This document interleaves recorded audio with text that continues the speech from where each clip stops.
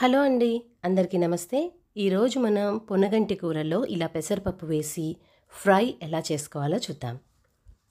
రెగ్యులర్‌గా మనం ఆకుకూరలు అనంగానే పప్పులో వేయటము, లేదు అంటే టమాటో వేసి ట్రై చేస్తూ ఉంటాం కదా!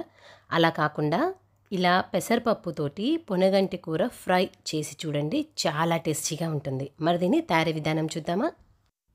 ముందుగా ఇలా ఒక కట్ట పొనగంటి కూర మనము వీటికి ఆకులన్నవి ఇలా సపరేట్‌గా తీసి ఒక బౌల్‌లోకి ట్రాన్స్‌ఫర్ చేసుకోవాలండి.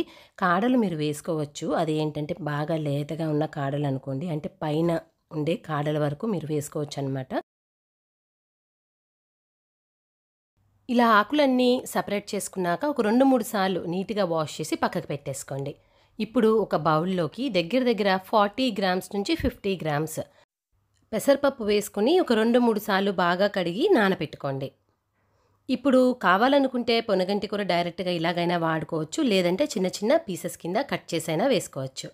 ఇప్పుడు స్టవ్ పైన ఒక కడాయి పెట్టుకొని ఒక 2-3 టేబుల్ స్పూన్ల నూనె వేసుకోండి. నూనె బాగా కాగిన తర్వాత మనం రెగ్యులర్‌గా వాడే పోపు దినుసులు ఏవైతే ఉంటాయో ఆవాలు, జీలకర్ర, మినప్పప్పు, శనగపప్పు, కొంచెం ఎండుమిరపకాయలు, కరివేపాకు వేసుకొని బాగా ఫ్రై చేసుకోవాలి.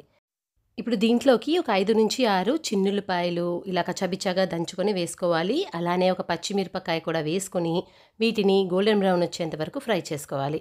ఇప్పుడు ఇలా ఫ్రై అయిన తర్వాత దీంట్లో ఒక మీడియం సైజ్ ఆనియన్ ఇలా సన్న ముక్కల కింద కట్ చేసుకొని ఆనియన్స్ ట్రాన్స్పరెంట్ వచ్చేంత వరకు ఫ్రై చేసుకున్నాక ఇప్పుడు దీంట్లో ఇలా సన్నగా కట్ చేసుకున్న పొనగంటి కూర 2-3 సార్లు నీట్‌గా వాష్ చేసిందాక పక్కకు పెట్టుకున్నాం కదా! ఆ పొనగంటి కూర దీంట్లో వేసేసుకొని ఈ ఆయిల్ అంతా కూడా చక్కగా ఈ ఆకులకి పట్టేలాగా ఒకసారి బాగా కలుపుకొని మూత పెట్టేసి ఒక 2-3 నిమిషాలు మీడియం ఫ్లేమ్ పైన ఈ ఆకుని బాగా మగ్గనివ్వాలి. ఇప్పుడు ఒక 2-3 నిమిషాల తర్వాత మూత తీసేసి ఇలా కలుపుకుంటూ మనం ఈ ఆకుని కంప్లీట్‌గా పచ్చితనం పోయేంత వరకు ఫ్రై చేసుకోవాలి. చూస్తున్నారు కదా! ఆకన్నది కంప్లీట్‌గా ఇలా ఫ్రై అయిపోవాలండి.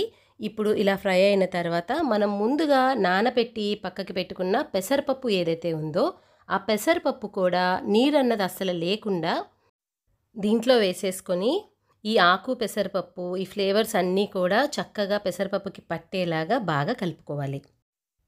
పెసరపప్పు అన్నది మనము ఉడకపెట్టుకోకుండా పచ్చి పెసరపప్పే మనం నానబెట్టి వేసుకున్నాం కదండీ! ఇది నీట్‌గా ఫ్రై అవ్వటానికి ఇలా మొత్తం ఒకసారి కలుపుకొని మూత పెట్టేసి ఒక 2-3 నిమిషాలు బాగా మగ్గనివ్వాలి. ఇప్పుడు ఒక 2-3 నిమిషాల తర్వాత మూత తీసి కొంచెం పసుపు, మీ టేస్ట్‌కి తగినట్టుగా ఉప్పు వేసుకొని బాగా కలుపుకొని ఉప్పు వేసుకోవటం వల్ల ఏంటంటే మనకి పప్పు అన్నది కొంచెం త్వరగా మగ్గిపోతుందండి. కాబట్టి మొత్తం ఇలా నీట్‌గా కలుపుకొని మూత పెట్టేసి ఒక 2 నిమిషాలు అంతే, దానికన్నా ఎక్కువ అవసరం లేదు. ఒక 2 నిమిషాలు మీడియం ఫ్లేమ్ పైన ఈ పప్పుని మగ్గనివ్వాలి.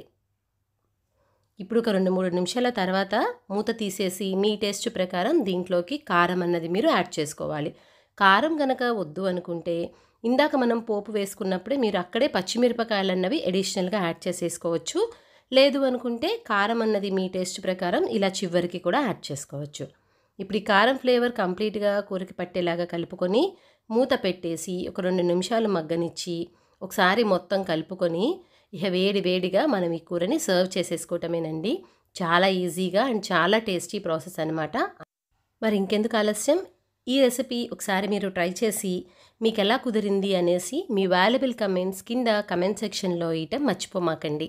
ఈ వీడియో మీకు నచ్చినట్లయితే ఒక లైక్ చేయండి. మీ ఫ్రెండ్స్ అండ్ రిలేటివ్స్ అందరితో షేర్ చేయండి. ఇలాంటి మరికొన్ని ఈజీ అండ్ సింపుల్ రెసిపీస్ కోసం మన ఛానల్‌ని సబ్స్క్రైబ్ చేయటం మర్చిపోమాకండి. Thanks for watching.